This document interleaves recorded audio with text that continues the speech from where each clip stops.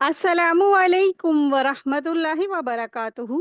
फ़हमुल Quran course class 80 में आप सबको खुशामदीद है। अहलन व सहलन मरहबा। आज का हमारा लेसन है सूरह अल अनाम आयत 141 से आयत 151 तक। हज़रत अली रज़ी अल्लाह तआला अन्हु का बयान है कि रसूलुल्लाह सल्लल्लाहु अलैहि वसल्लम ने इरशाद फरमाया, जब कोई शख्स जूते या मोज़े और या कपड़े पहनकर हुसूल इल्म हासिल करने के लिए रवाना होता है तो घर की चौखट से बाहर कदम रखते ही उसके गुनाह माफ़ कर दिए जाते हैं। सुभान अल्लाह। यानी इंसान जब इल्म के रास्ते के लिए अपना एक कदम उठाता है ना, उस इल्म के हासिल करने की तरफ जब बढ़ाता है तो घर से बाहर निकलते ही उसके गुनाह माफ़ कर दिए जाते हैं। तो अल्हम्दुलिल्लाह जब भी इंसान इल्म हासिल करने के लिए अपने अल्लाह की तरफ, इल्म की तरफ, कुरान की तरफ, उस किताब की तरफ अपने कदमों को बढ़ाता है तो अल्लाह तबारक तआला उसके गुनाहों को माफ़ फरमा देते हैं ना। सुभान अल्लाह। तो अल्लाह सुब्हानहू तआला से दुआ है कि अल्लाह तबारक तआला हम सब का पढ़ना पढ़ाना, इसमें अल्लाह की राह में जो हम लोग अपना वक्त लगा रहे हैं, इन सबको, इन तमाम कोशिशों को अल्लाह तबारक तआला कबूल फरमाए और हम सब की अल्लाह तबारक तआला गुनाहों को माफ़ फरमा दे, हम सब के वालिदैन के भी गुनाहों को माफ़ फरमा दे, उनके दर्जात की बुलंदी का बाइस बन जाए। आमीन या रब्बल आलमीन। नहमदुहु व नुसल्ली अला रसूलिहिल करीम, अम्मा बाद, फ़ाऊज़ु बिल्लाहि मिनश शैतानिर रजीम, बिस्मिल्लाहिर रहमानिर रहीम, रब्बि इश्रह ली सदरी व यस्सिर ली अमरी वहलुल उक़दतम मिन लिसानी यफ़क़हू क़ौली, रब्बी ज़िदनी इल्मा, रब्बी यस्सिर व ला तुअस्सिर व तम्मिम बिल खैरि व बिका नस्तईन। आमीन या रब्बल आलमीन। बिस्मिल्लाहिर रहमानिर रहीम। आज का हमारा लेसन है सूरह अनाम आयत 141 टू 151। आयत देखिए, आयत 141। बिस्मिल्लाहिर्रहमानिर्रहीम। वहुवल्लज़ी अंशअ जन्नातिम मारुशातिम व गैर मारुशातिम वन्नख्ल वज़्ज़रअ मुख्तलिफन उकुलुहु वज़्ज़ैतून वर्रुम्मान मुतशाबिहन व गैर मुतशाबिह कुलू मिन समरिही इज़ा अस्मर व आतू हक्कह यौम हसादिह वला तुस्रिफू इन्नहु ला युहिब्बुल मुस्रिफीन।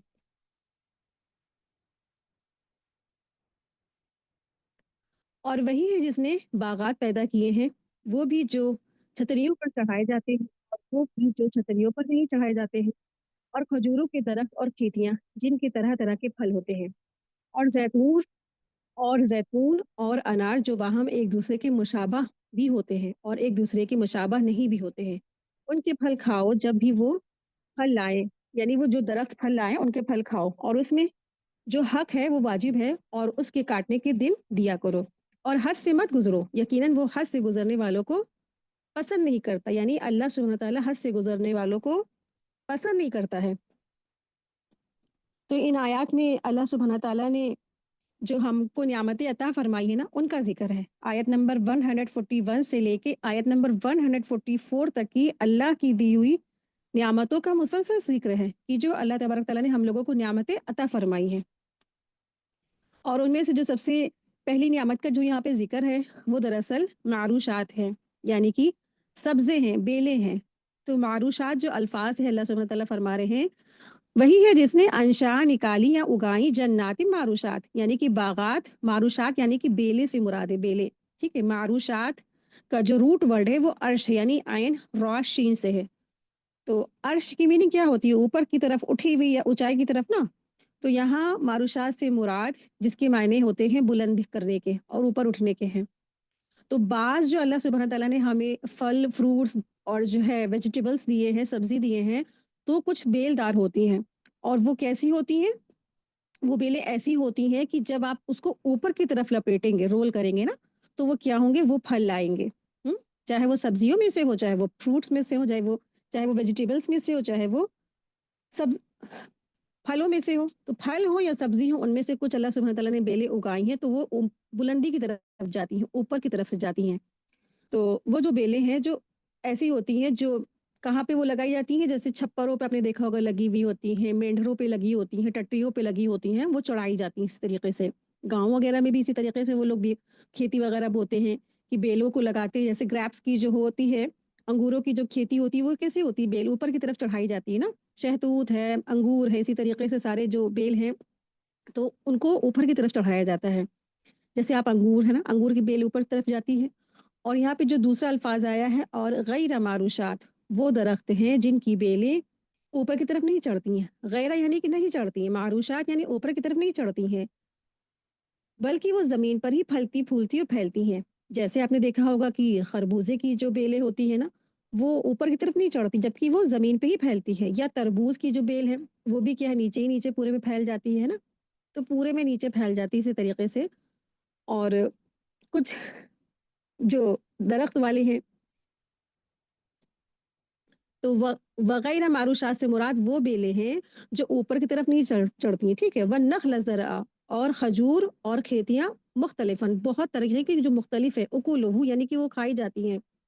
वज़्ज़ैतून, और ज़ैतून का दरख्त, वर्रुमान, और अंगूर, अनार का दरख्त, वर्रुमान यानी कि अनार, वर्रुमान अरबिक में और उर्दू में इसको अनार कहते हैं। मुतशाबिहात, जो आपस में जो फ्रूट्स होते हैं आपस में बिल्कुल मिलते-जुलते हैं। वगैरह मुतशाबिहात, और कुछ आपस में मुतशाबिहात यानी कि नहीं भी मिलते-जुलते हैं, मुख्तलिफ होते हैं। कुछ फ्रूट्स और रंग और जायके क्या होते हैं, आपस में मिलते-जुलते हैं, लेकिन शक्ल और सूरत और उनका जो कलर होता है एक जैसा होता है, लेकिन जायके क्या होते हैं, मुख्तलिफ होते हैं।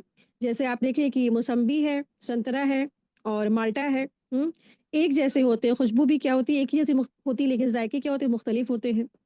फिर नींबू आप ले लें, शक्लें एक जैसी होती हैं, लेकिन उनकी जो है, जो उसकी मतलब कि छोटा बड़ा होता है, माल्टा बड़ा होता है, नींबू छोटा-सा होता है ना। बाज़ वक़्त नींबू भी कितने बड़े-बड़े अब आने लगे हैं।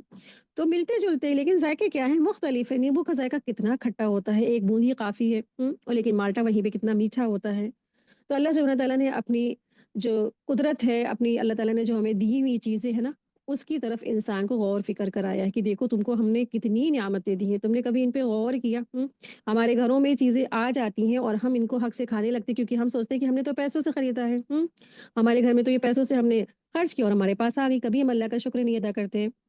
हमेशा अल्लाह का शुक्र अदा करना चाहिए, क्योंकि अल्लाह का इज़्न हुआ, अल्लाह ने हमारे लिए रहमत बना के इन सब चीज़ों को भेजा, हम खाते हैं, फ़ायदा उठाते हैं। तो मोमिन का क्या मामला है कि उसको अल्लाह का शुक्रगुज़ारी करना चाहिए। अगर अल्लाह का हुक्म ना होता, अल्लाह की रहमत ना होती, अल्लाह का फ़ज़ल ना होता, तो ये चीज़ें हमारे पास में आ ही नहीं सकती। करोड़ों अरबों रुपए लोगों की तिजोरियों में होते, लेकिन वो कुछ भी नहीं खा सकते हैं, वो पानी पी रहे होते ना। आज इंसान इन सब चीज़ों से फ़ायदा उठा रहा है, तो ये भी क्या अल्लाह का फ़ज़ल है, अल्लाह की रहमत है ना।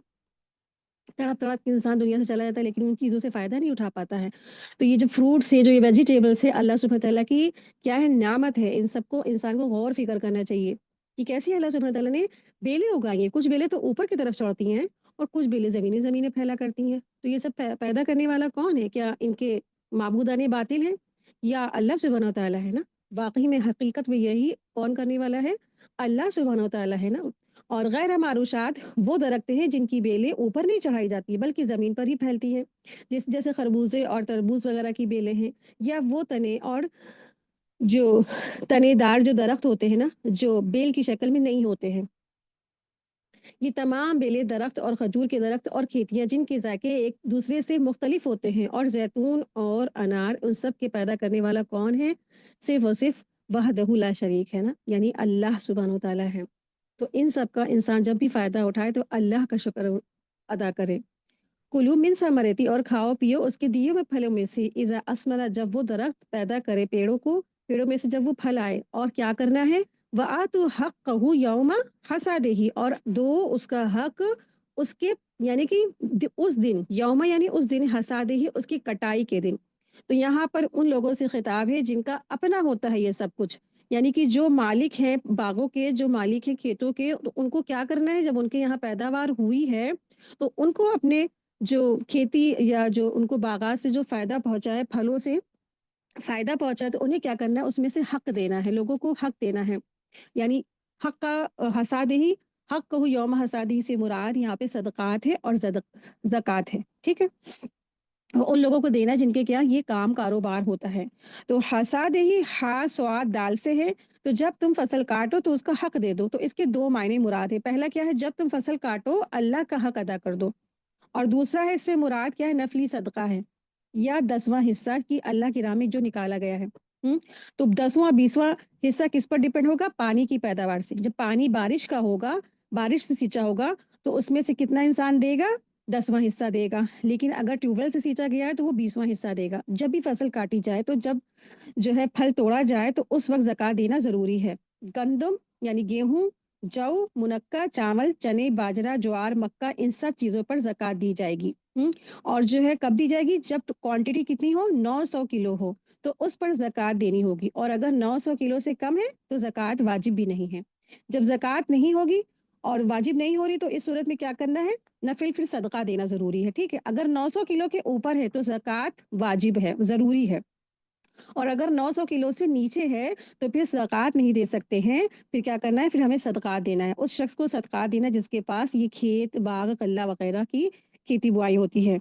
तो ऐसी सब्ज़ी अगर जैसे कोई जल्दी ख़राब हो जाती है, सड़ जाती है जैसे कि हरी सब्ज़ियाँ हैं ना, तो उन पर ज़कात भी नहीं है। ठीक है?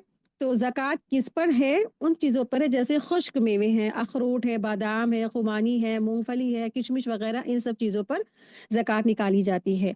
और वला तुसरिफ़ू और ना तुम इसराफ करो। तो इसराफ से मतलब क्या है? इसराफ यानी सीन रा फा से है। इसराफ कहते हैं ज्यादती को, बढ़ाने को। तो इसराफ के यहाँ 3 मायने मुराद है। पहला यह है कि अल्लाह की राह में ऐसा भी ना दो कि खुद तुम मोहताज हो जाओ, खुद तुम फुकरा हो जाओ, खुद तुम गरीब हो जाओ। दूसरा ये है कि किसी गुनाह के काम में खर्च नहीं करना है तुमको। पैदावार ज़्यादा हो गई, हाथ में ज़्यादा पैसा आ गया, अब तुम्हें क्या करना है? तुम गुनाह के काम में लग जाओ, नहीं, ऐसा भी तुम्हें नहीं करना है, वला तुसरिफू मना कर दिया गया। तीसरा क्या है? अपनी ज़ात पर ज़रूरत से ज़्यादा भी नहीं खर्च करना है, ठीक है? तो वला तुसरिफू से इन तीनों चीज़ों से रोक दिया गया है, इन सब चीज़ों से मना कर दिया गया। इंसान को एतदाल में रहना है, एतदाल से काम करना है। खाने-पीने में भी इंसान को एतदाल करना ज़रूरी है। अब हमारे आपके पास तो ये खेती, बागात हर एक के पास तो नहीं होता है। तो जब भी आपके पास माल आए, जब भी आपके पास हर महीने सैलरी आए, तो आपको क्या करना है? कुछ ना कुछ अपनी सैलरी में से अल्लाह की राह में निकाल देना चाहिए। सदक़ात, नफ़ली सदक़ात, ज़कात तो हम लोग साल भर देते हैं अल्हम्दुलिल्लाह माशाअल्लाह। लेकिन हमें क्या करना है? जब हमारे हाथ में पैसा आए, जब हमारे घरों में जो हमारे जो टिन होते हैं, जो कंटेनर होते हैं, जब वो गल्लों से भरे जा रहे हों, जब उसको भरा जा रहा हो, तो गरीबों के भी घरों के कंटेनर कुछ ना कुछ तो भरवाने चाहिए ना हमको, यही तो काम आएगा। इन्ननु इन्नहु ला युहिब्बुल मुस्रिफीन, बेशक वो नहीं मोहब्बत करता इसराफ करने वालों से। तो कौन मोहब्बत नहीं करता? अल्लाह सुब्हान तआला ज़्यादती करने वालों से मोहब्बत नहीं करते। यानी जो भी अल्लाह ने जिसको दिया है और उसके पास ज़रूरत से ज़ायद है, तो ज़रूरत से ज़ायद होने पर अल्लाह सुब्हान तआला ने क्या बताया है कि तुम औरों को दो। और अगर ज़रूरत से ज़ायद है और वो अपने ही ऐश-आराम में सिर्फ़ खर्च कर रहा है, अपने ही ऊपर लगा रहा है, तो फिर क्या होने वाला है? अल्लाह की मोहब्बत ऐसे लोगों को नहीं मिलती है। ठीक है? आयत देखिए, आयत 142। वमिनल अनआमि हमूलन व फरशा कुलू मिम्मा रज़क़कुमुल्लाह वला तत्तबिउ खुतुवाति शैतान इन्नहु लकुम अदुव्वुम मुबीन। और मवेशियों में से ऊँचे कद के और छोटे कद के पैदा किए गए हैं।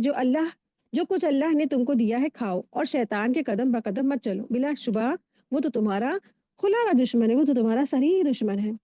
अल्लाह सुब्हान तआला ने बताया, फरमाया, क्या करना है तुम्हें? अल्लाह के दिए हुए में से खाओ, मवेशियों में से खाओ जो ऊँचे कद वाले हैं, जो नीचे कद वाले हैं, हुमूलतन व फरशा। खाओ पियो। तो हुमूलतन से माने क्या है? जो हुमूलतन अल्फाज़ आया है, लफ्ज़ आया है, तो हुमूलतन से मुराद बोझ उठाने वाले हैं। तो इससे मुराद कौन है? इससे मुराद ऊँट है और गधा और खच्चर वगैरह है। लेकिन हमारे लिए खाने के लिए ऊँट हम खा सकते हैं, लेकिन गधा और खच्चर वगैरह हमारे लिए हराम है, ठीक है? तो मुशरिकीन मक्का क्या करते थे? उन्होंने क्या किया? उन्होंने बहीरा, साइबा, हाम, वसीला नाम के जो जानवर थे ना, उनसे फ़ायदा नहीं उठाते थे वो अपने झूठे और बातिल माबूदों के नाम पर वो छोड़ देते थे। या उन्होंने खुद साख्ता मतलब बेहकीकत की पाबंदियाँ अपने ऊपर आयद कर ली थी, उसको वो फ़ॉलो कर रहे थे, जबकि अल्लाह तबारक तआला की तरफ से कुछ भी नहीं नाज़िल हुआ था, ना रसूलुल्लाह सल्लल्लाहु अलैहि वसल्लम ने उनके ऊपर नाज़िल फ़रमाया था, मतलब उनको इन्फ़ॉर्म फ़रमाया था। ना उनसे पहले जो भी अंबिया आए थे, ना उन्होंने उनको इन्फ़ॉर्म किया था कि अल्लाह सुब्हान तआला ने आपको इन चीज़ों से रोका है, तो आप रुक जाइए। नहीं, उन्होंने तो अपने ऊपर बेजा पाबंदियाँ लगाई थी ना, अपनी मर्ज़ी से अपने जो जानवर थे जिनसे अल्लाह ने फ़ायदा उठाने के लिए उनको बनाया और उन्होंने अपने ऊपर हराम कर लिया। अपने बुतों के नाम पर कान काट के उनको छोड़ देते थे।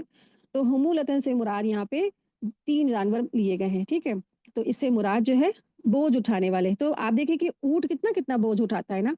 तो ऊँट बोझ उठाता है, फिर गधा आप देखिए कितना ज़्यादा उसके ऊपर बोझ वगैरह लाद के उसको उससे जो है काम लिया जाता है, बरबरदारी का काम लिया जाता है, बोझ ढोने का काम लिया जाता है, खच्चर वगैरह से भी इसी तरह से काम लिया जाता है। जो घोड़े और गधे का जो मिक्सचर होता है उसे खच्चर बोलते हैं, उससे भी यही काम लिया जाता है बोझ उठाने का। कुछ जगह ऐसी होती है कि हर जगह ऊँट नहीं जा सकता है, पतली सी सरकरे रास्ते होते हैं तो वहाँ पे ये गधे और खच्चर ही जा सकते हैं। लेकिन ऊँट हमारे लिए हलाल है और ये गधा और खच्चर हमारे लिए मुसलमानों के लिए हराम है। फर्शन से जो मुराद यहाँ पे है वो ज़मीन से लगे हुए हैं। तो जो अल्लाह सुब्हानहू व तआला ने फरमाया ना वमिनल अनआमि हमूलतम व फर्शन, तो हमूलतम में क्या आ गए सारे जो बोझ उठाने वाले जानवर हैं, यानी कि ऊँट, गधा और खच्चर। उसके बाद जो है फर्श, जो फर्श से लगे हुए इससे मुराद कौन से जानवर हैं? जैसे बकरी है जिसका हम लोग दूध पीते हैं ना, और फिर जो गाय है, भेड़ है, मेंढा है, ये सब ये फर्श से लगे हुए हैं जिनका हम गोश्त खा सकते हैं, चौपाए, ठीक है? तो अल्लाह सुब्हानहू तआला ने फरमाया कि तुम खाओ इनमें से, कुलू मिम्मा रज़क़कुमुल्लाह, जो कुछ तुमको अल्लाह ने अता फरमाया है रिज़्क में से, अल्लाह के दिए हुए रिज़्क में से खाओ। और ना तुम पैरवी करो खुतुवात शैतान, शैतान की कदमों की पैरवी बिल्कुल ना करना, क्योंकि बता दिया गया। कुरान में कई बार अल्लाह सुब्हानहू तआला ने यही अल्फाज बार-बार लाए हैं, इन्नहु लकुम अदुव्वुम मुबीन, क्योंकि ना वो तो तुम्हारा खुला हुआ दुश्मन है, वो तो तुम्हारा ऐसा दुश्मन है जिसके बारे में अल्लाह सुब्हानहू तआला ने सबसे पहले कुरान करीम की जब आयत शुरू हुई तभी तुम्हें बता दिया कि वो तुम्हारा खुला हुआ दुश्मन है ना। ये दुश्मनी आज से नहीं चली आ रही, वो तो हज़ारों साल पहले से है, आदम अलैहिस्सलाम के वक़्त से ये दुश्मनी है।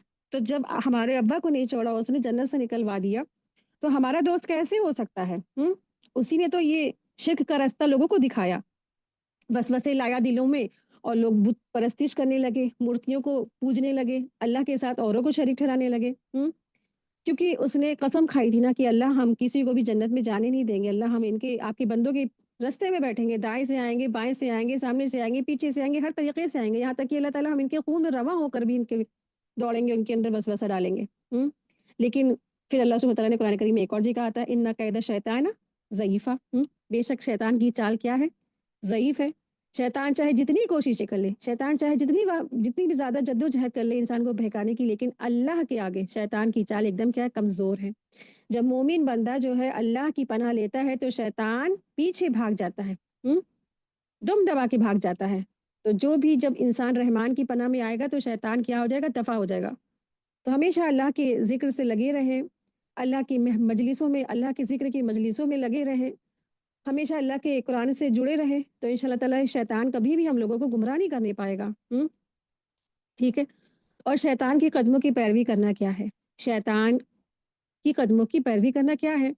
तो हर वो काम जो भी अल्लाह सुब्हानहू तआला ने मना किया है, नाफरमानी के काम, वो सब क्या है? शैतान के कदमों की पैरवी है।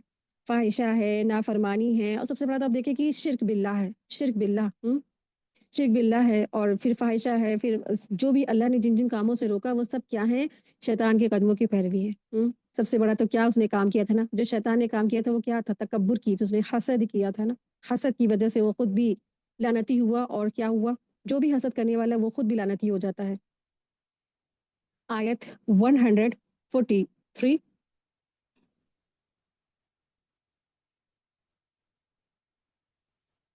पैदा किए 8 नर मादा, यानी भेड़ों में से 2 किस्म और बकरी में से 2 किस्म। तो आप कह दीजिए कि क्या अल्लाह ने उन दोनों नरों को हराम किया है या दोनों मादा को? उसको जिसको दोनों मादा पेट में लिए हुए हैं। तुम मुझे किसी दलील से बताओगे या अगर तुम सच्चे हो? तो अल्लाह सुब्हानहू तआला फरमा रहे हैं कि अल्लाह सुब्हानहू तआला ने जो जानवर हलाल किए हैं वो क्या है?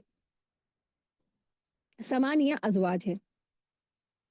समानिया अज़वाज जो यहाँ पे अल्फाज आया है, ये 8 नर और मादा है, ठीक है? 2 भेड़ की किस्म में से होते हैं और 2 बकरी की किस्म में से, यानी एक ही जिन्स होती है लेकिन क्या होता है?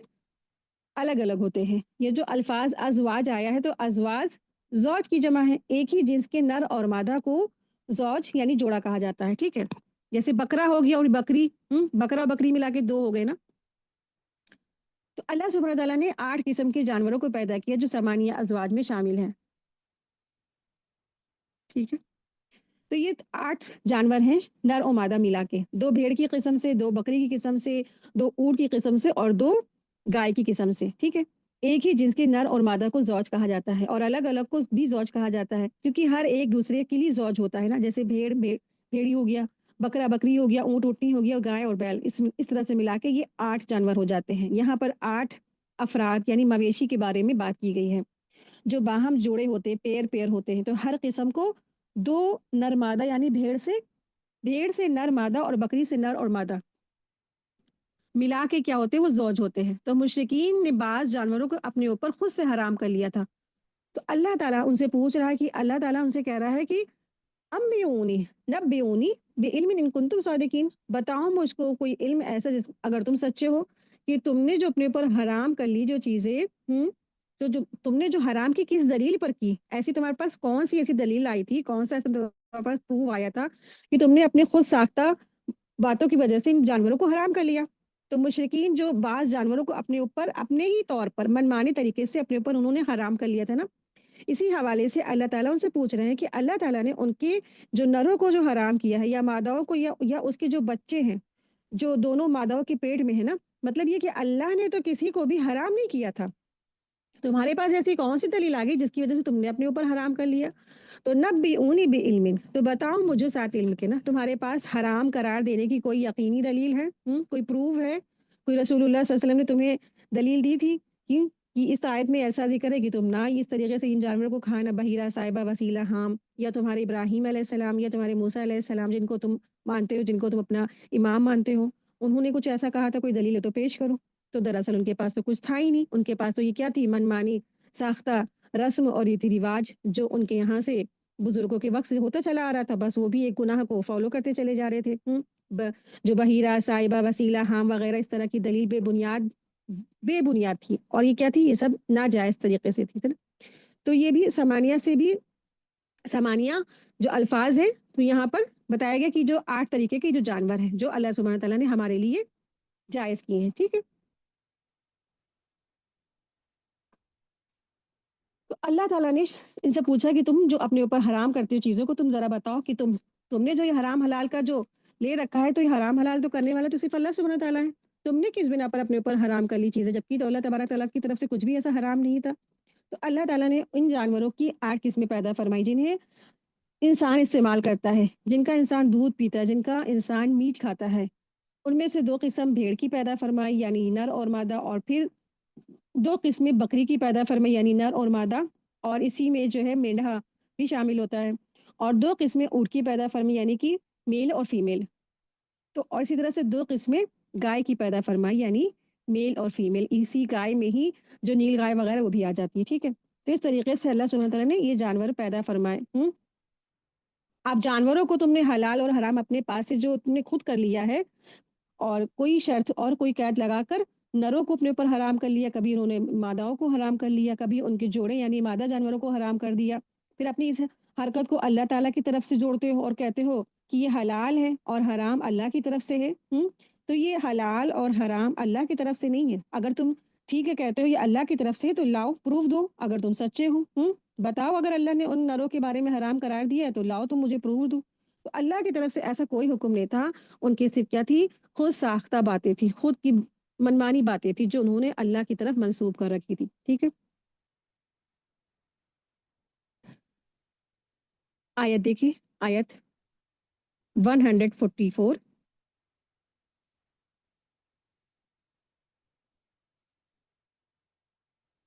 اور اونٹ میں سے 2 قسم اور گائے میں 2 قسم، آپ کہہ دیجئے کہ اللہ نے ان 2 نروں کو حرام کیا ہے یا دونوں مادہ کو، یا اس کو جس کو دونوں مادہ پیٹ میں لیے ہوئے ہوئے، کیا تم حاضر تھے جس وقت اللہ نے تم کو اس کا حکم دیا؟ تو اس سے زیادہ ظالم کون ہوگا جو اللہ پر بغیر دلیل جھوٹی تہمت لگائے تاکہ لوگوں کو گمراہ کرے، یقیناً اللہ ظالم لوگوں کو راستہ نہیں دکھاتا ہے۔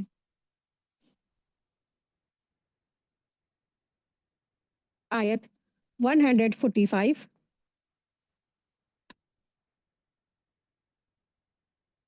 کہہ دیجئے جو حکم مجھ پر نازل ہوا ہے میں ان میں سے کوئی چیز نہیں پاتا کسی کھانے والے پر اور اس کا کوئی کھانا حرام کیا گیا ہو سوائے اس کے کہ وہ مردار ہو یا بہتا ہوا خون ہو یا خنزیر کا گوشت ہو، یا یہ سب ناپاک ہیں، یا کوئی گناہ کی چیز ہو، یا اس پر اللہ کے سوا کسی اور کا نام لیا گیا ہو، اور اگر کوئی مجبور ہو لیکن نہ تو نافرمانی کرے نہ حد سے نکل جائے، تو اللہ سبحانہ تعالیٰ تمہارا رب جو ہے معاف کرنے والا ہے اور رحم کرنے والا ہے، ٹھیک ہے؟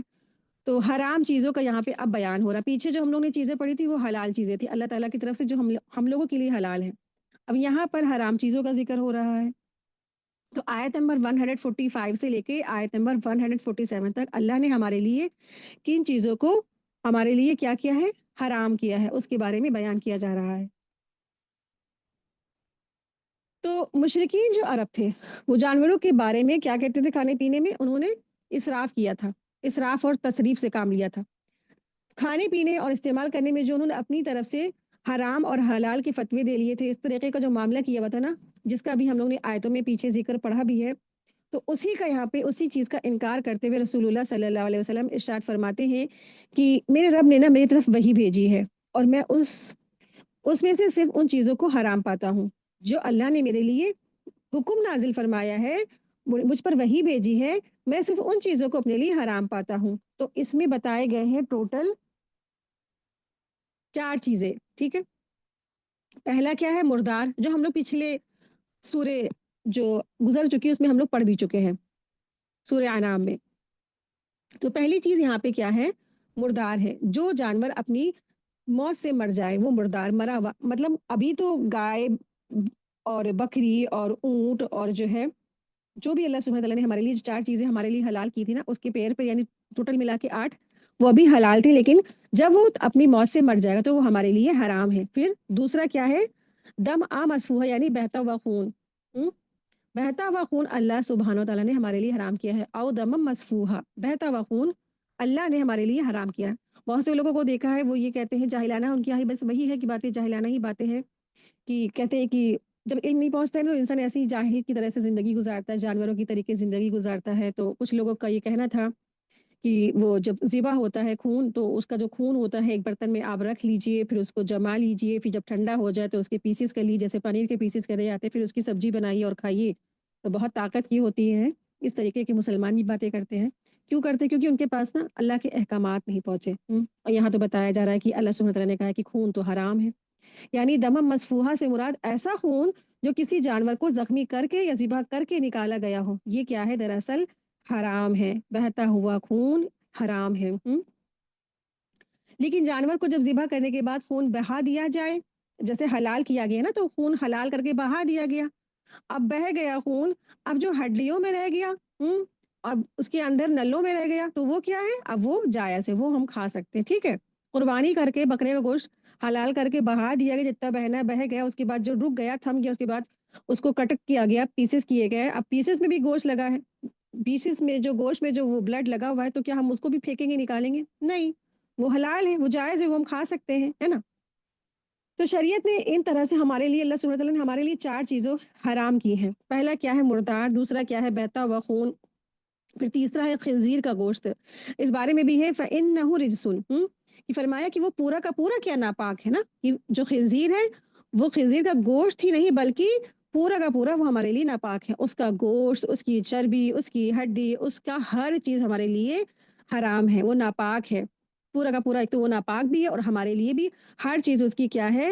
حرام ہے، کیونکہ یہ نجس اعلان آتا ہے، یعنی کہ یہ پورا پورا ناپاک ہے، اس لیے کیونکہ ذبح کر دینے سے بھی اس کی کوئی چیز پاک نہیں ہوتی نا۔ اب آپ سوچیں کہ اللہ سبحانہ تعالیٰ نے خنزیر کا جو ہے گوشت حرام کیا ہے، پھر لو ہم اس کو ذبح کر کے بسم اللہ کر کے کاٹ کے کھاتے ہیں تو نہیں، تو وہ ہر حال میں ہر قیمت پہ وہ کیا ہمارے لیے حرام ہی ہے۔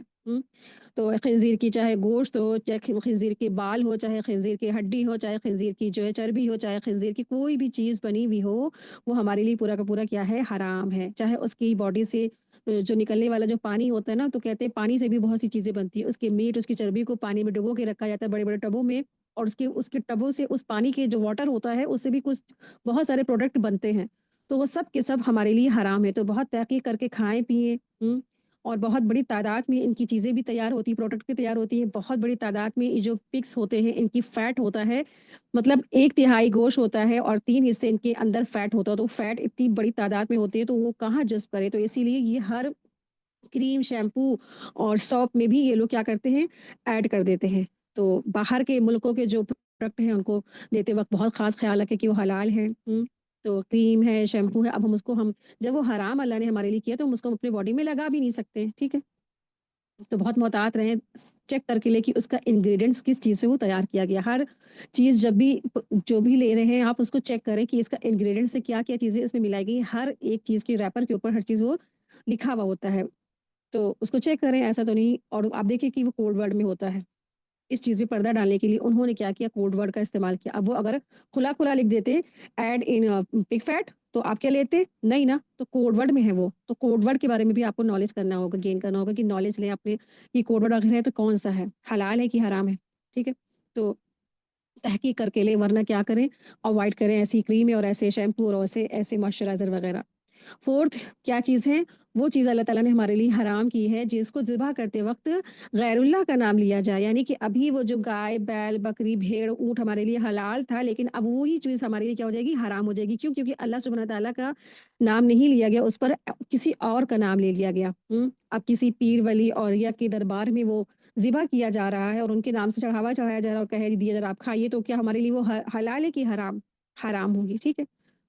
तो वो हमारे लिए गोश्त क्या है हराम है। तो बहुत से लोग ऐसी मन्नतें, मुरादें, चढ़ावे चढ़ाते हैं, कुर्बानी करते हैं जाके औरों की दरगाहों पे अल्लाह के नाम से गैर जो मुशरिकीन थे, गैर मुस्लिम हैं आज भी वो लोग भी अपने यहाँ भी जो मंदिर होते हैं जगह-जगह जो भी उनके जो बुतों की मंदिर होते हैं, वहाँ पे वो लोग भी ऐसी इसी तरह से कुर्बानियाँ करते हैं, चढ़ावे चढ़ाते हैं। तो कोई भी आपको गैर मुस्लिम कोई मीट-ईट ला के दे, बहुत तहकीक कर ले, पूछ ले, प्रसाद लाए, प्रसाद ला के दे तो क्या आप खा लेंगे? तबर्रुक कोई ला के दे, आप खा लेंगे? नहीं, वो सब क्या है? हराम है। प्रसाद, तबर्रुक, चढ़ावे, नज़्र, नियाज़ ये सब कुछ क्या है? हमारे लिए हराम है क्योंकि उसमें जो है ना अल्लाह का नाम छोड़ के किसी गैरुल्लाह का नाम ऐड है। हर वो खाना, हर वो रिज़्क तो यहाँ जानवर अल्लाह सुब्हान तआला ने लिया है, तो मुफ़स्सिर क्या कहते हैं जो अहले इल्म हैं वो कहते हैं कि इसमें हर वो चीज़ आ जाएगी, हर वो रिज़्क आ जाएगा जिसमें अल्लाह का नाम ना ऐड हो, बल्कि गैरुल्लाह का नाम ऐड हो। गैरुल्लाह के नाम से वो ये नियत की गई हो कि हम फला-फला के जो पीर साहब हैं उनके नाम का फ़ातिहा दुरूद करा के हम सबको खिलाते हैं। तो ये क्या हो गया गैरुल्लाह का नाम का खाना हो गया। अब इसको एक शिर्क एक जो है शिर्क की नफ़ी करने वाला और एक तौहीद पर ज़िंदगी गुज़ारने वाला वो शख़्स उसके लिए क्या है ये हराम है। और जो जहालत से पहले जो हो गया सो हो गया, अल्लाह से माफ़ी माँग ले, तौबा कर ले हैं। अब क्या हो गया, अब इल्म आ गया। अब हमको नहीं पता बड़े पीर साहब या खम्मन पीर के कूंडे या बड़े पीर साहब की जो डेग पकती है और इसी तरीके से बहुत जनरल है हम लोगों के माशरे में। तो ये सब क्या है, ये सब हराम है एक तरीके से आप देखें। तो बहुत अलर्ट रहें, बहुत मोहतात रहें। अब इस तरीके से जो 7 तारीख मुहर्रम जब होती थी तो क्या बँटता है हाँ, शरबत बँटता है, हाँ, खिचड़ा खिचड़ा बँटता है, ज़र्दा बँटता है, पुलाव बँटता है, बिरयानी बँटती है, सबीलें लगती हैं, सबीले तो भी इंसान नॉलेज है उसको नॉलेज नहीं तो वो लेके खा लेता है। अब मालूम पड़ा है, क्या करें? तौबा कर लें, इस्तिग़फ़ार कर लें, अल्लाह से गड़गड़ा के माफ़ी माँग लें, अपनी इस्लाह कर लें, आइंदा कभी ना खाने की अज़म और इरादा कर लें। जो लोग खा रहे हैं उनको रोकें।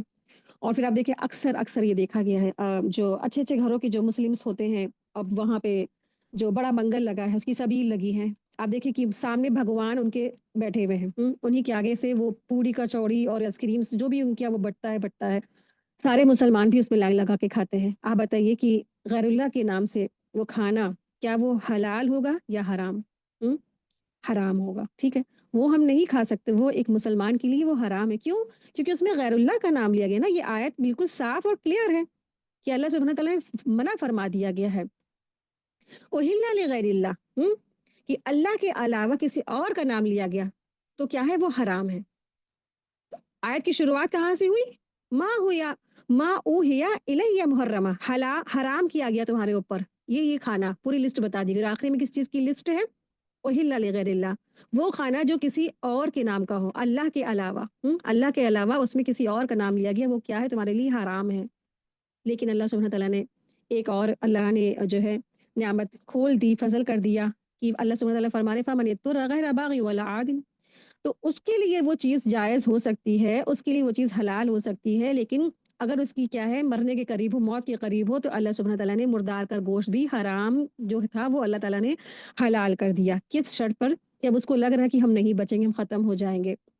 किसी ऐसी जगह फँस गया है, किसी ऐसी जगह रह गया है जहाँ चारों तरफ मुशरिक हैं, मुशरिकों का ही खाना है ना, तो इतना खा ले कि उसकी बस जान बच जाए। जान बचाने के लिए इतना एक लुक़मा खाया जा सकता है।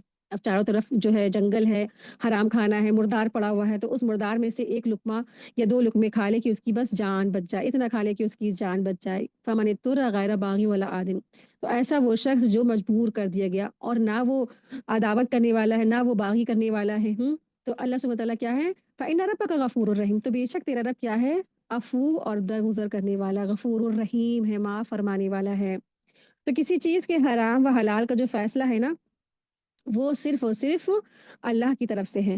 تو وہ جانور جس پر ذبح کرتے وقت غیر اللہ کا اگر نام لیا جائے تو 4 چیزوں کی حرمت بیان فرما کر سخت مجبوری کی حالت میں منع فرما دیا گیا کہ ٹھیک ہے ذرا سا اگر کھا لینے کی اجازت دے دی گئی، لیکن کیا کرنا ہے جس سے 2-4 لقمے انسان کھا لے اور وقتی طور پر اس کی جان بچ جائے، لیکن وہاں سے اٹھ کر پھر کیا کرے، حلال کھانے کی تک پہنچ سکے تو پہنچ جائے پھر۔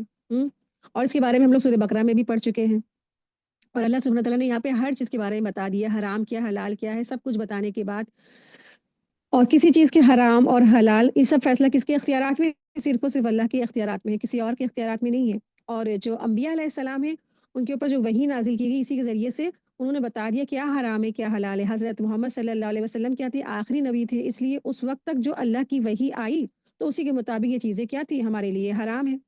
بعد میں پھر دوسری چیزیں بھی حرام ہونے کے بارے میں بھی آیتیں نازل ہوئی، پھر جو سورہ مائدہ میں ہم لوگ پڑھیں گے اس کے بارے میں، ٹھیک ہے؟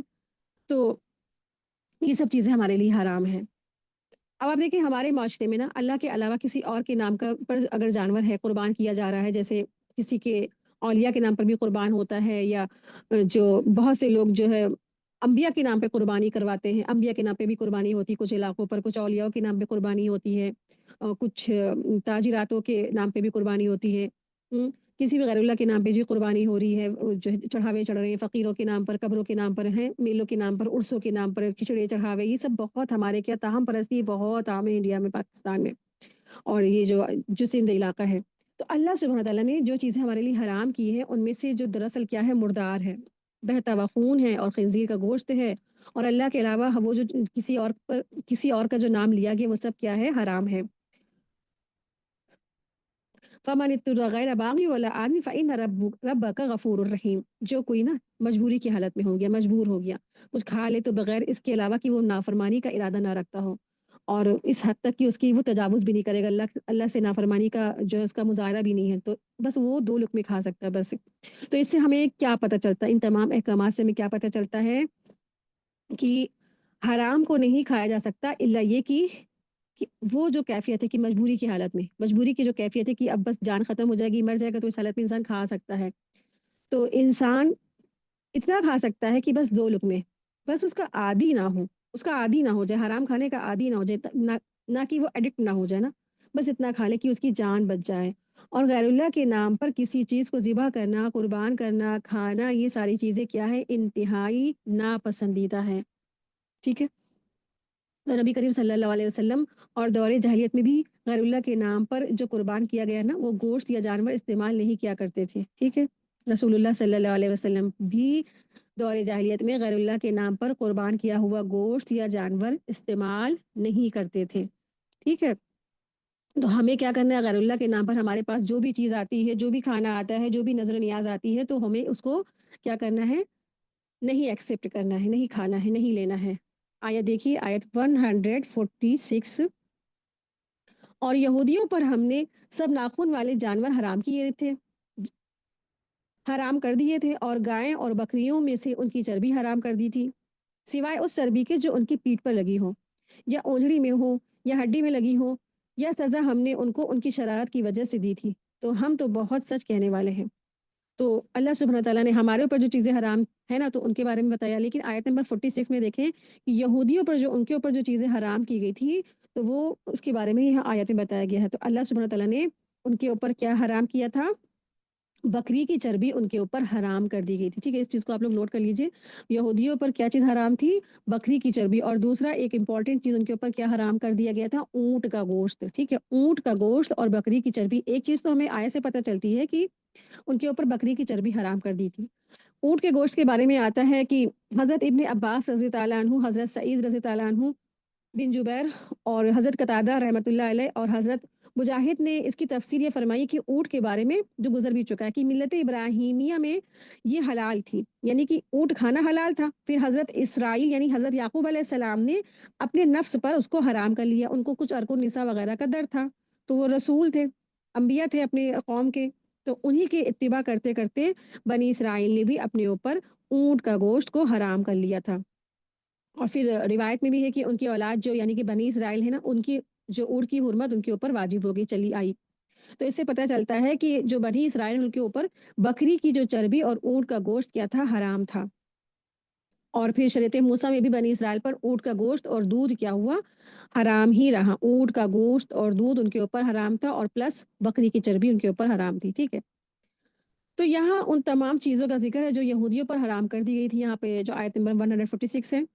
اور لیکن امت محمدیہ کے لیے الحمدللہ یہ سب چیزیں حلال ہیں، ہم اونٹ کا گوشت بھی کھا سکتے ہیں اور اونٹنی کی دودھ بھی پی سکتے ہیں، ٹھیک ہے۔ ان حرام چیزوں میں سے جو پہلے جانوروں تھے پہلے تو وہ جانور ہیں جو ناخن والے ہیں، جو بنی اسرائیل کے لیے حرام ہیں، وہ جو ناخن والے جانوروں سے مراد وہ جانور ہیں جن کا پنجہ یا کھر پھٹا ہوا نہ ہو، جیسے اونٹ، شترمرغ، مرغابی اور بطخ، یہ بنی اسرائیل کے لیے کیا تھے؟ یہ حرام تھے، لیکن امت محمدیہ کے لیے الحمدللہ یہ حلال ہے۔ پھر فرمایا اللہ سبحانہ وتعالیٰ نے وَمِنَ الْبَقَرِ وَالْغَنَمِ حَرَّمَ عَلَيْهِمْ شُحُومَهُمَا إِلَّا مَا حَمَلَتْ ظُهُورُهُمَا أَوِ الْهَوَايَا أَوْ مَا اخْتَلَطَ بِعَظْمٍ۔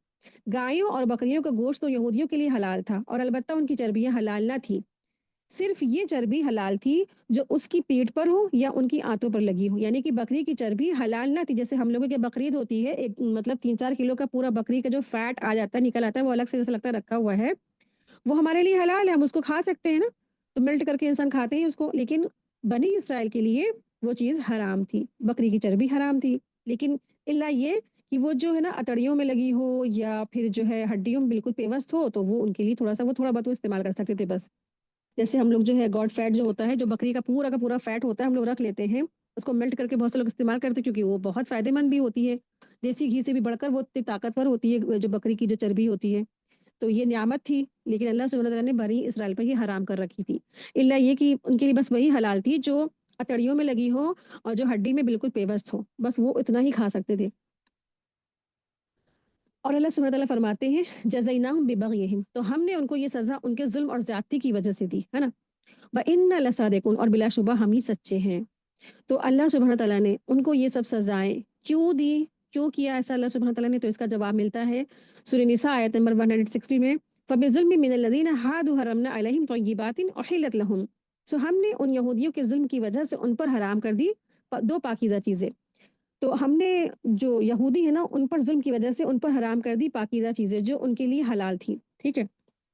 تو اللہ تعالیٰ نے یہودیوں کے ظلم کی وجہ سے اللہ سبحانہ تعالیٰ نے پاکیزہ چیزیں ان کے اوپر جو تھی حرام کر دی تھی، لیکن وہ کیا تھی؟ جو ان کے لیے پہلے جو تھی وہ حلال تھی۔ تو اس سے معلوم ہوا کہ اللہ تعالیٰ کی جب بغاوت انسان کرتا ہے اور گناہ کرتا ہے اور اپنی جانوں پر ظلم کرنا کیا دراصل پاکیزہ چیزوں سے بھی محرومی کا ذریعہ بن جاتی ہیں، ٹھیک ہے۔ تو انسان حد سے تجاوز نہ کریں، تو پھر اللہ سبحانہ تعالیٰ کیا کرتے ہیں؟ نعمتوں کو اللہ تعالیٰ لے لیتے ہیں، نعمتوں کو سلب کر لیتے ہیں، چھین لیتے ہیں۔ آیت 148،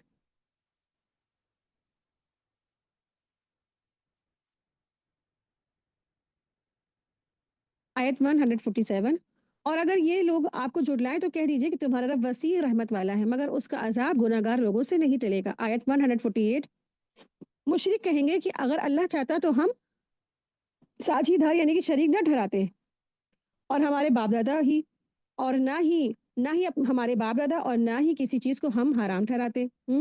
ایسے ہی ان سے پہلے لوگوں نے جھٹلایا تھا، یہاں تک کہ ہمارے عذاب کا مزہ چکھ رہے ہیں۔ کہہ دیجئے کیا تمہارے پاس کوئی علم سند ہے؟ اسے ہمارے سامنے پیش کرو، تم لوگ گمان پر چلتے ہو اور اٹکلوں سے کام لیتے ہو۔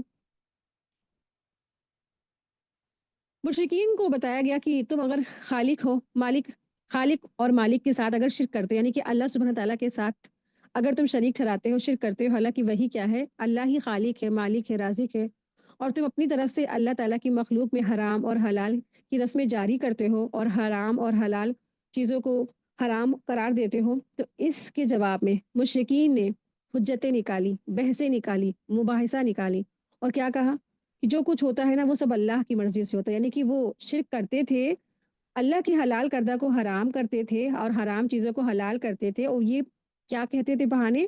کہتے تھے جو کچھ ہوتا ہے اللہ کی مرضی سے ہوتا ہے۔ ہم نے تو اور ہمارے جو باپ دادا ہیں انہوں نے جو بھی شرک کیا ہے اور جو ہم حلال چیزوں کو ہم حرام اگر ہم نے کر دیا، یہ سب کس کی وجہ سے ہوا ہے؟ یہ اللہ کی طرف سے ہوا، اللہ کی مرضی سے ہوا ہے، اللہ کے ارادے سے ہوا ہے۔ اگر اللہ ہمارے اس عقیدے اور عمل سے ناراض ہوتا ہے نا، تو ہم ایسا ہم کیوں کرنے دیتا ہم کو؟ اللہ تعالیٰ ہم کو اس سے روک نہیں دیتا۔ تو ان کی یہاں اسی دلیل کا خلاصہ ہے کہ اگر اللہ تعالیٰ تمہارے ان عقیدوں اور اعمال سے ناراض ہے نا، تو تمہیں ان کاموں میں کرنے کو تمہیں چھوٹ مل رہی تو تم یہ نہ سمجھنا کہ تم بالکل صحیح ہو۔ تو اسی کے جواب میں یہاں فرمایا گیا کذالک کذب الذین من قبلہم حتی ذاقوا بأسنا، جس کا مطلب یہ ہے کہ جس طرح ان لوگوں نے حجتیں نکالی تھی اور جو رسولوں کو جنہوں نے جھٹلایا تھا، تو یہاں تک کہ ہمارا عذاب انہوں نے چکھ لیا، اسی طرح یہ لوگ بھی جھٹلا رہے ہیں، تو ان کو بھی عذاب کا انتظار کرنا چاہیے۔ ٹھیک ہے، تو آیت نمبر 100 میں، آیت نمبر 148 میں اور آیت نمبر 148 سے لے کے 150 تک کی جو مشرکین کی جو خود ساختہ باتیں ہیں ان کا ذکر ہے۔ ان آیت میں مشرکین کی ایک خوشنما لیکن دھوکہ دینے والی دلیل کا ذکر ہے۔ خوشنما ہے لیکن دھوکہ دینے والی دلیل کے بارے میں ذکر ہے۔ وہ دلیل کیا ہے کہ اگر اللہ کا اذن نہ ہوتا تو ہم ہمارے رب، ہمارے باپ دادا، ہمارے باپ دادا ہمارے رب کے ساتھ ہم شرک نہ کرتے، نہ ہمارے باپ دادا اللہ کے ساتھ شرک کرتے، اور نہ ہی کسی شے کو ہم نہ حرام قرار دیتے۔ ایک تو مطلب گناہ کیا اور کھلم کھلا اس کے بارے میں کیا گیا، کس کے اوپر سب کچھ تھوپ دیا؟ اللہ سبحانہ تعالیٰ کے اوپر ڈال دیا کہ اگر اللہ چاہتا نا تو ہم یہ سب نہ کرتے، اللہ چاہ رہا ہے تو ہم یہ کر رہے ہیں۔ تو انہوں نے ہر کام اور ہر برائی کو کس کی طرف کر دیا؟ اللہ کی طرف کر دیا نا۔ تو اسی طریقے سے جو مشرکین ہوتے ہیں، ہر دھرمی لوگ ہوتے ہیں، کام برے برے خود کرتے کہتے ہیں کہ اللہ ہی کا مرضی ہوتی تو ہم رک جاتے، اللہ کی مرضی ہے اس لیے ہم یہ کام کر رہے ہیں نا۔ اسی طریقے سے وہ دلیلیں پیش کرتے ہیں۔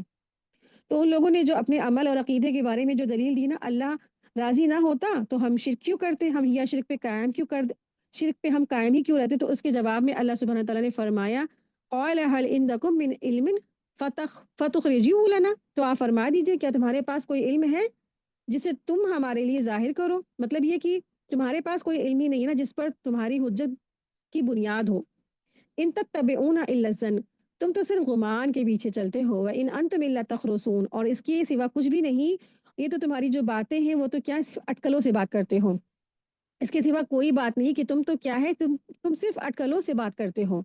یہ جو دلیل تم نے جو دی ہے نا کہ اللہ راضی نہ ہوتا اور ہم، اگر اللہ راضی ہوتا تو ہم شرک ہی نہ کرتے، اللہ راضی نہ ہوتا تو ہم شرک پر کیوں قائم رہتے اور ہمیں کیوں قائم رہنے دیتا اور ہم اپنی طرف سے چیزوں کو حرام قرار دیتے ہیں؟ یہ دلیل کیا ہے؟ دراصل بالکل جاہلانہ ہے، یہ تمہارا ایک خیال ہے۔ اللہ تعالیٰ نے ان انسانوں کو دنیا میں امتحان کے لیے بھیجا ہے، ایگزام ہے، اور امتحان اسی صورت میں ہو سکتا ہے جب انسان عمل کرنے والوں کو حکم پہنچا دیا گیا ہے۔ جب اللہ تعالیٰ کی طرف سے سارا کا سارا سب کچھ اللہ نے سب کچھ پہنچوا دیا، انبیاء کے ذریعے، کتاب کے ذریعے، سنت کے ذریعے، اور پہنچانے والے بھی اللہ تبارک تعالیٰ کی طرف سے آتے رہتے ہیں۔ تو ان کو اب کیا کرنا ہے؟ عمل کا اختیار دے دیا گیا، سارے انسانوں کو اختیار دیا گیا ہے، کرو گے یا نہ کرو گے تمہاری مرضی پہ چھوڑ دیا گیا، مرضی پہ چھوڑ دیا گیا نا۔ تم کرو گے تو ٹھیک ہے، تمہارا فائدہ، نہیں کرو گے تو تمہارا نقصان ہے۔ اگر انسان کو مجبور کر دیا جاتا نا کہ نہیں ابھی تمہیں کرنا ہی ہے، تم کرو، تو پھر یہ دنیا اور یہ ٹیسٹ اور یہ آزمائش پہ کیا مقصد رہ جاتا نا؟ کوئی فالتو میں پھر یہ سب ہوتا۔ تو اللہ سبحانہ تعالیٰ نے دنیا بنائی اسی لیے کہ تاکہ ہر انسان کو آزمایا جائے، سب کو ٹیسٹ لیا جائے، سب کو چھوڑ دیا گیا ان کی مرضیوں پر۔ تو جو اپنی آپ کو کنٹرول کر کے اپنے آپ کو اللہ کی راہ میں لگا دے گا، کھپا دے گا جدوجہد کر کے، تو وہ کیا ہے؟ وہ کامیاب ہے، فلاح پانے والا ہے۔ اور جو انسان اپنی خواہشات کے پیچھے پڑ گیا اور اپنی مرضی کو اس نے کیا کیا، نہیں میری مرضی، میرا جسم، میری مرضی، میں جو چاہوں وہ کروں، یہ دنیا کیا ہے دیکھا جائے گا، آگے آخرت ہوگی دیکھا جائے گا، تو پھر کیا ہے اس کے لیے؟ پھر ناکامیابی ہے۔ انسان کو اللہ سبحانہ تعالیٰ نے اختیار کی آزادی دے دی ہے، وہ کرے گا تو ٹھیک ہے، اس کے لیے فائدہ ہے، نہیں کرے گا تو ٹھیک ہے، اسی کا پھر نقصان ہے۔ تو آج بھی آپ نے دیکھے ہوں گے کچھ لوگ ایسے ہوتے ہیں نا کہ وہ کہتے ہیں کہ اگر اللہ چاہتا ہے نا تو ہم نماز پڑھ لیتے ہیں، اللہ تعالیٰ ہم نہیں چاہتے کہ ہم نماز پڑھیں، اللہ تعالیٰ کی جب توفیق ہوگی تو ہم نماز پڑھ لیں گے۔ مطلب نماز پڑھنے کے لیے بھی وہ کیا کہتے ہیں؟ اللہ کی طرف بلیم کر دیتے۔ پھر اسی طرح سے کہتے ہیں ارے اللہ تعالیٰ چاہتا تو ہم روزے بھی رکھ لیتے ہیں، اللہ تعالیٰ ہی نہیں چاہتا ہم روزے رکھیں، اللہ تعالیٰ کی جب توفیق ہوگی تو ہم روزے رکھ بھی لیں گے۔ بہت سارے لوگ ایسے باتیں ہیلے حوالے پیش کرتے ہیں، حالانکہ اللہ سبحانہ تعالیٰ نے کسی کے لیے نا ایسا کوئی بنایا نہیں ہے کہ اس کو سب کو زبردستی لا کے دین پہ لگا دے۔ ان لوگوں کو اسی لیے آزادی دی گئی ہے کہ تم اللہ سے ڈرو اور کیا کرو، تمہیں تو نماز ہی پڑھنی ہے، تمہیں تو روزے بھی رکھنے ہیں، اور تمہیں توحید پر آنا ہے۔ توحید کیا سب سے پہلی بنیاد ہے۔ اور جو لوگ شرک کرتے تھے وہ یہی کہتے تھے کہ اللہ تعالیٰ چاہتا تو ہم شرک ہی نہ کرتے، اللہ تعالیٰ چاہے گا تو ہم شرک چھوڑ دیں گے۔ تو یہ سب اس طریقے کی جو باتیں جو لوگ کرتے ہیں دراصل کیا ہے، بے بنیاد ہیں اور بغیر دلیل کی باتیں ہیں۔ اس کے پیچھے کوئی بھی یہ نہیں کہا جا سکتا کہ بہت اچھی بات ہے اور بہت بڑھیا بات کی ہے، یہ ان کی باتیں یہ اس لیے ہیں کیونکہ ان کو وہ وہی کرنا ہے جو وہ چاہتے ہیں۔ وہ ظاہری چیزوں پہ زیادہ لگاتے ہیں دماغ، اور اپنے باطل معبودوں کی طرف زیادہ وہ ان کو جھکاؤ ہے، اور وہ اسی پہ جمے اور ڈٹے رہنے کے لیے وہ کیا کرتے ہیں، بہانے بناتے ہیں، رسولوں سے باتیں بناتے ہیں، تبلیغ والوں سے باتیں بناتے ہیں، جو ان کو قرآن کی طرف بلانے لاتا ہے نا تو ان سے بھی باتیں بناتے ہیں۔ جب کوئی آتا ہے نا دروازے پہ کہ چلیے نماز کے لیے تو کہتے ہیں کہ نہیں نہیں، کہہ دیجیے وہ ابھی تھوڑا سا بزی ہیں یا آفس میں ہیں یا سو رہے ہیں، اور پھر گھر میں کیا کہتے ہیں، ارے جب اللہ کی مرضی ہوگی تو ہم چلے بھی جائیں گے نا۔ تو یہ سب کیا ہے نا، انسان جو نہیں گیا تو اسی کا نقصان ہوا نا۔ تو اسی لیے اللہ سبحانہ تعالیٰ نے یہ دنیا بنائی اسی لیے، کیونکہ یہ دراصل کیا ہے، یہ دارالامتحان ہے، دنیا امتحان کی جگہ ہے۔ جو چلا گیا، جس نے لبیک کیا، جس نے لبیک کہا، تو پھر وہ کیا ہے، وہ فائدے مند رہا، اور جو پیچھے ہٹ گیا، نہیں گیا اللہ کے حکم پہ، اس نے لبیک نہیں کہا تو اسی کا نقصان ہو گیا۔ تو اللہ تبارک تعالیٰ نے انسان کو ارادے اور اختیار کی آزادی دی ہے۔ انہوں نے خود اپنی مرضی اپنے پسند سے جو راستہ چن لے تو وہ دراصل کیا ہے، یہی انسان کا امتحان ہے۔ جو انسان اپنی نفس کی پیروی کرا اور اس نے اپنے آپ کو نہ سوچا کہ میرا کل کیا ہوگا، تو پھر وہ کیا ہے، وہ گمراہ ہو جائے گا۔ تو گمراہی اور ہدایت دونوں راستے اللہ تبارک تعالیٰ نے بالکل واضح کر کے بتا دیے ہیں، سب کچھ واضح ہے، سب کچھ کلین ہے۔ اب انسان گمراہی چنتا ہے یا ہدایت چنتا ہے، یہ اس کے اوپر ڈیپینڈ ہے۔ آیت 149، کہہ دیجئے پوری حجت تو اللہ ہی کی ہے، اگر وہ چاہتا تو تم سب کو سیدھے راستے پر دکھائی دیتا۔ وہی بات ہے نا کہ اگر اللہ سبحانہ تعالیٰ سب کو ہدایت دیتے تو سب ہدایت کے راستے پہ آ جاتے، تو جب سب ہدایت کے راستے پہ آ جاتے تو پھر جنت اور دوزخ کس بات کی رہتی، تو پھر امتحان اور ٹیسٹ کس بات کا تھا؟ اللہ چاہتا سارے کے سارے مسلمان ہوتے، کوئی بھی شرک نہیں کرتا۔ تو لوگوں کا امتحان ہے نا، یہ دارالامتحان ہے یہ دنیا۔ تو جنت اور جہنم پھر کس کے لیے ہوتی نا، کسی کے لیے بھی نہیں ہوتی، سب جنت پہ چلے جاتے۔ تو یہ دنیا اللہ تبارک تعالیٰ نے انسانوں کے ٹیسٹ کے لیے بنائی ہے۔ تو سب کو، انسان کو، سارے انسانوں کو اللہ تبارک تعالیٰ نے ارادے اور اختیار کی آزادی دے دی ہے۔ جو انسان اچھا کرے گا اسی کا فائدہ ہے، جو انسان اپنا برا کرے گا اسی کا نقصان ہے۔ آیت 150 دیکھیں، کہہ دیجئے کہ اپنے ان گواہوں کو لاؤ جو اس کی گواہی دے، اللہ نے اسے حرام کیا ہے، پھر اگر وہ گواہی دے تو تم ان کے ساتھ گواہی نہ دینا، اور ان لوگوں کی اچھاؤں یا خواہشاتوں کے پیچھے نہ چلنا جنہوں نے ہماری آیتوں کو جھٹلایا ہے، جو آخرت کو نہیں مانتے اور وہ غیر اللہ کو یعنی اوروں کو اپنے رب کے برابر شریک ٹھہراتے ہیں۔ کل حلم شہداکم الذین یشہدون ان اللہ حرم ھذا، آپ فرما دیجئے کہ اپنے گواہوں کو لے آؤ جن کا تم اتباع کرتے ہو یا پیروی کرتے ہو، یا جن کی تم باتوں پر چلتے ہو نا، ان سے کہو کہ اس بات کی گواہی دیجئے کہ یہ چیزیں جو تم نے حرام قرار دے رکھی ہیں ان کو اللہ تعالیٰ نے حرام قرار دیا، لیکن وہ گواہی نہیں دے سکتے ہیں۔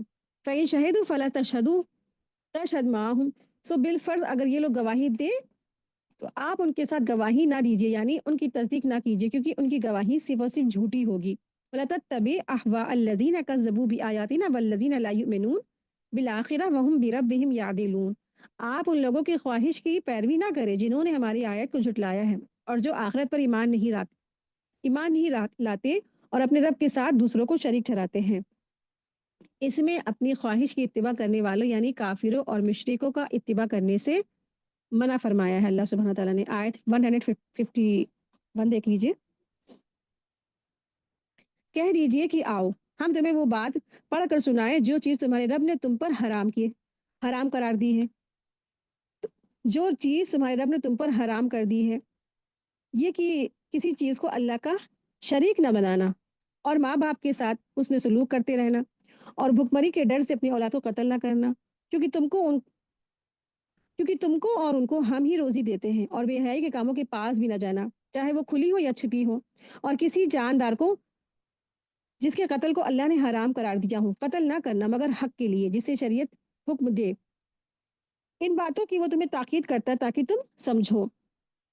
اللہ تبارک تعالیٰ نے اس آیت میں ہمارے لیے کچھ چیزیں حرام بھی کی ہیں، کچھ چیزیں احکامات بھی ہیں نا، حلال بھی ہیں۔ تو تورات کے احکامات عشرہ کی قرآنی تعبیر ہے، ٹھیک ہے، اللہ تبارک تعالیٰ نے ہمارے لیے اس میں احکامات نازل فرمائے ہیں کہ مشرکین دراصل کیا تھے نا، حضرت محمد صلی اللہ علیہ وسلم سے سوال کیا کرتے تھے کہ اللہ تعالیٰ نے ہمارے لیے کیا کیا چیزیں حرام کی ہیں، تو وہ بتائیے. تو اس کے جواب میں اللہ سبحانہ تعالیٰ نے یہ آیت نازل فرمائی ہے، قل تعالوا اتلوا ما حرم ربکم علیکم اللہ تشرکوا. تو ان آیت میں اللہ سبحانہ تعالیٰ نے 10 چیزوں کا 10 چیزوں کا ذکر فرمایا ہے، جن میں بعض کرنے کا حکم ہے اور بعض کے نہ کرنے کا حکم ہے. جن چیزوں کو کرنے کا حکم ہے چونکہ ان کے مقابل چیزیں ہمارے لیے کیا ہے، حرام ہیں. چونکہ ان کے مقابلے چیزیں حرام ہیں، اس لیے یوں فرمایا کہ آؤ میں تمہیں وہ چیزیں پڑھ کر سناؤں جو تمہارے رب نے تم پر حرام کی ہے. تو اس میں نمبر 1 پر کیا ہے، وہ یہ ہے کہ تم کیا نہ کرو، اپنے رب کے ساتھ کسی کو شریک نہ ٹھہراؤ. کہ اللہ تشرکوا بہ شیئا، کہ تم اللہ کے ساتھ کسی کو شریک مت ٹھہراؤ. ٹھیک ہے، تو اللہ تعالیٰ نے یہاں پہ توحید کا حکم دیا ہے کہ اللہ کے ساتھ تم کسی اور کو شریک مت ٹھہراؤ، اللہ کے ساتھ کسی کو بھی شریک نہ ٹھہراؤ. کیونکہ دراصل شرک کیا ہے، وہ حرام ہے اور یہ سب سے بڑا گناہ ہے. سب کچھ اللہ معاف کر دے گا، سب کچھ اللہ معاف کر دے گا، نہیں کچھ معاف کرے گا تو اللہ تبارک تعالیٰ کبھی بھی شرک کو نہیں معاف کرے گا. وبالوالدین احسانا، اور والدین کے ساتھ احسان کرو. والدین کی نافرمانی کو حرام قرار دیا ہے اور حرام قرار دیا ہے. ٹھیک ہے، تو دراصل آپ دیکھیں آج کہا جاتا ہے کہ والدین کی آپ بتائیں کہ کہاں اتباع کرنا ہے، اور والدین بس شادی کر دے تو کیا ہے، بس بہو اور بیٹا الگ رہے. شادی کے بعد شوہر کی ذمہ داری ہے کہ وہ بیوی کو لے کر الگ رہے. والدین کے بارے میں کون سوچتا ہے نا. تو آپ دیکھیں کہ اللہ سبحانہ تعالیٰ نے قرآن کریم میں اپنے بات جس کا ذکر کیا ہے، جس کی اطاعت کرنے کا حکم دیا ہے، وہ والدین ہیں. تو بیٹے بہو کی شادی جس کا مطلب یہ نہیں کہ بیٹا اپنے والدین کو ہی چھوڑ دے گا، ہے نا. ہم، ہاں والدین کو بھی یہ چاہیے کہ وہ بھی کیا کرے، عدل اور انصاف سے کام لے. اپنی جب بیٹی کے ناز نخرے انسان دیکھتا ہے تو کیوں نہیں بہو کے بھی دیکھ سکتا ہے نا. تو کیوں بھیجا پابندی لگائے انسان، کیوں ان کے اوپر اتنا روک ٹوک کرے، پھر ان کو ان کی زندگی پہ جینے دے انسان. اور پھر بہو بیٹے کو بھی چاہیے کہ اپنے والدین کے ساتھ اچھے سے سلوک کرے، حسن سلوک کرے. اب شوہر جو ہے اپنے دن بھر کمانے چلا گیا، جاب کرنے چلا گیا، اب بہو کہتی ہے کہ میرے اوپر ذمہ داری نہیں ہے، میرے اوپر فرض نہیں کہ میں اپنے ساس سسر کی خدمت کروں. ٹھیک ہے، دیور جیٹھ نند وغیرہ کی آپ کے اوپر خدمت نہیں ہے، لیکن آپ دیکھیں کہ جو والدین ہوتے ہیں، شوہر کے والدین ہوتے ہیں نا، اس کا جو فرض ہے کس کے اوپر ہے، شوہر کے اوپر ہے. شوہر اگر دن بھر اپنے والدین کی خدمت کرتا رہے گا تو جاب کرنے کون جائے گا. اب وہ جاب کرنے جا رہا ہے تو اس لیے گھر میں جو مال متا آ رہا ہے تو اس لیے تو آ رہا ہے کہ وہ دن بھر جاب کر رہا ہے کہیں باہر جا کے. تو اس لیے بیوی کو چاہیے کہ اپنے والدین، بوڑھے ساس سسر ہے نا، شوہر کے والدین ہیں، ان کی ذمہ داری نبھائے. وہ وَلَا تَقْتُلُوا أَوْلَادَكُمْ، اپنی اولاد کو قتل نہ کرو. قتل اولاد جرم ہے، من املاق، تنگ دستی کی ڈر سے، بھوک کے ڈر سے. نحن نرزقکم وإياهم، ہم تم کو بھی رزق دیتے ہیں اور انہیں بھی رزق دیتے ہیں. وَلَا تَقْرَبُوا الْفَوَاحِشَ، اللہ تبارک تعالیٰ نے حرام کیا ہے فواحشہ. فواحشہ کیا ہے، فواحش کے بھی قریب مت جانا، اللہ سبحانہ تعالیٰ نے منع کیا. ما ظہر منہا وبطن، جو ظاہر ہو اور چاہے چھپی ہوئی ہو، جو ظاہر ہو یا چھپی ہوئی ہو، ان کے قریب بھی نہیں جانا. آپ دیکھیں جانے سے روکا ہی نہیں، یہاں تک کہ اللہ سبحانہ تعالیٰ نے کیا کہا کہ قریب بھی نہ جانا، جو اس کے ذرائع ہیں نا ان کے قریب بھی نہ جانا. اور آج دیکھیں موجودہ دور میں کتنا زیادہ بے حیائی فاحشہ عام ہے. یہاں تک کہ آپ دیکھیں کہ فاحشہ میں کیا کیا شامل ہے. انسان اگر اپنے سطر کو ڈھپا ہوا نہ پہنے گا، کپڑے اپنے آپ کو سطر میں نہیں ڈھکے گا، اگر اس کا ڈیپ گلا ہے، اپنے بازو اس کے دکھ رہے ہیں، نیٹ والی آستین ہے، یہ سب فاحشہ میں شامل ہے. وہ بغیر نقاب کے انسان جا رہا ہے، بغیر حجاب کے جا رہا ہے، بغیر عبایا کے باہر جا رہا ہے، یہ سب جو ہے فاحشہ کی کیٹیگری میں آتا ہے.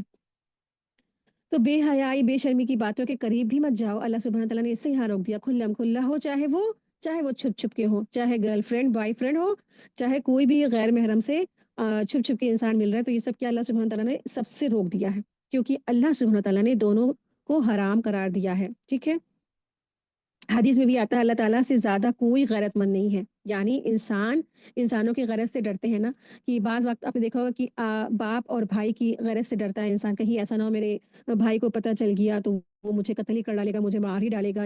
ایسے سب لوگوں کو سوچتا نا انسان. تو اللہ سبحانہ تعالیٰ سب سے زیادہ غیرت مند ہے. فرمایا کہ اسی وجہ سے اس نے ظاہری اور باطنی فواحشہ کو حرام قرار دیا، یعنی کہ کھلے اعلانیہ ہے نا، فیلڈ میں مظاہرہ ہو رہا ہے. جیسے ڈانس کلب، پب ہوتا ہے نا، کہ انسان شارٹس پہن کے ناچ رہا ہے، ڈانس کر رہا ہے، یہ سب فواحشہ ہے. بے شرمی بے حیائی. اور آپ چاہے اس کو اپنے گھروں میں دیکھ لیں چھپ چھپ کے، موبائل کے ذریعے سے، ٹی وی میں دیکھیں چھپ چھپ کے، چاہے کھلی ہو اعلانیہ ہو چاہے چھپی ہو، دونوں طرح سے یہ کیا ہے، حرام ہے. اس لیے کیونکہ اس نے فاحشہ باتوں کو فواحش قرار دیا ہے. فاحشہ چاہے باتیں ہوں اور چاہے فواحش ان سب کو اللہ تبارک تعالیٰ نے حرام کرا دیا، کیونکہ اللہ کو کوئی بھی فاحش کام پسند نہیں ہے۔ وَلَا تَقْتُلُوا النَّفْسَ الَّتِي حَرَّمَ اللَّهُ إِلَّا بِالْحَقِّ، اور کسی جان کو جسے اللہ نے محترم ٹھہرایا ہے ہلاک نہ کرنے مگر حق کے ساتھ۔ ذَلِكُمْ وَصَّاكُمْ بِهِ لَعَلَّكُمْ تَعْقِلُونَ۔ تو اللہ سبحانہ تعالیٰ نے کسی بھی انسان کا قتل کرنے سے منع کر دیا، سوائے 4 چیزوں کے۔ وہ 4 چیزیں ہم لوگ پہلے بھی ڈسکس کر چکے ہیں نا۔ وہ 4 چیزیں کب ہیں؟ جب انسان شادی شدہ مرد عورت اس نے زنا کر دیا تو اس کو رجم ہوگا۔ پھر جو کہ انسان ایمان لا کے پھر وہ مرتد ہو گیا تو اس کو بھی مارا جائے گا، ٹھیک ہے؟ جنگ کے میدان میں شرک اور کفر کا جب غزوہ ہو رہا ہے تو اس میدان میں اس کو مارا جائے گا، ٹھیک ہے؟ اس طریقے سے حق کے ساتھ مارا جاتا ہے۔ ذالکم وصاکم بہ لعلکم تعقلون، اور یہ باتیں ہیں جن کی ہدایت اس نے تمہیں کی ہے، شاید کہ تم سمجھ جاؤ، سمجھ بوجھ سے کام لو، ٹھیک ہے؟ وآخر دعوانا الحمد للہ رب العالمین، سبحانک اللہم وبحمدک، اشہد ان لا الہ الا انت، استغفرک واتوب الیک۔ السلام علیکم ورحمۃ اللہ وبرکاتہ۔ جزاکم اللہ خیرا کثیرا۔